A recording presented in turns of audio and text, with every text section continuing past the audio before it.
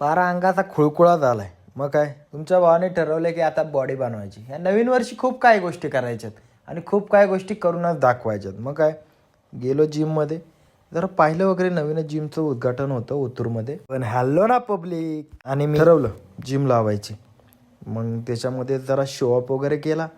तसं भावाचा तुमचा लुक वगैरे आहे आणि पहिलं जिमचं वगैरे आहे, त्याच्यामुळे भाऊ तुमचा एकदम छान दिसतोय. फक्त आता जराच पार म्हणजे खुळखुळा झाला आहे अंगाचा, फरक नाही. घरी घेऊन टेम्परेचर मशीन बाहेर नेऊन पाहिलं तर टेम्परेचर बघा जवळपास 50 डिग्री दाखवते.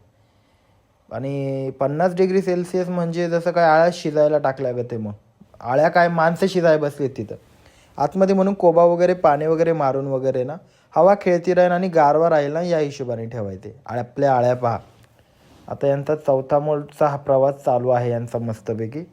तर त्याने काय होईल की शेवटच्या स्टेपला ज्यावेळेस त्या जातील ना, त्यावेळेस त्यांचा आकार ऑलरेडी थोडा मोठा झालेला असेल. त्यांना फक्त पाला खाऊन शेवटच्या प्रोसेस जाऊन धागा बनवायचा असेल.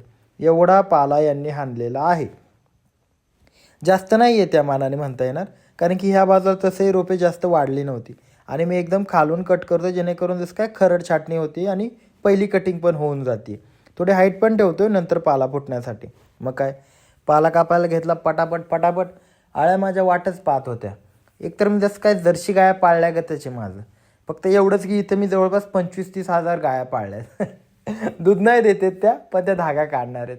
आणि त्याच्यासाठीच आता काहीतरी त्यांच्याकडून पाहिजे, मग त्यांना थोडी तरी मी काहीतरी द्यायलाच पाहिजे. हरकत नाही.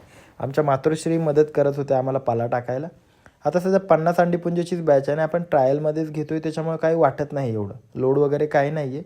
मला एका भावाने कमेंट केली होती की रॅक खूप मोठ्या झाल्यात. हो भावा, रॅक ॲक्च्युली खूप मोठ्या झाल्यात, पण ठीक आहे आपल्याकडे त्याचा इलाज वगैरे आहे, तोही करूयात आपण.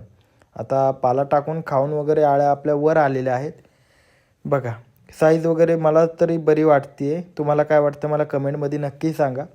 आणि असाच प्रवास माझा पाहण्यासाठी ना मला फॉलो करा, लाईक करा. आणि महत्त्वाचं म्हणजे तुम्हाला जर काही माहिती असेल तर मला कमेंटमध्ये नक्की सांगा. चला.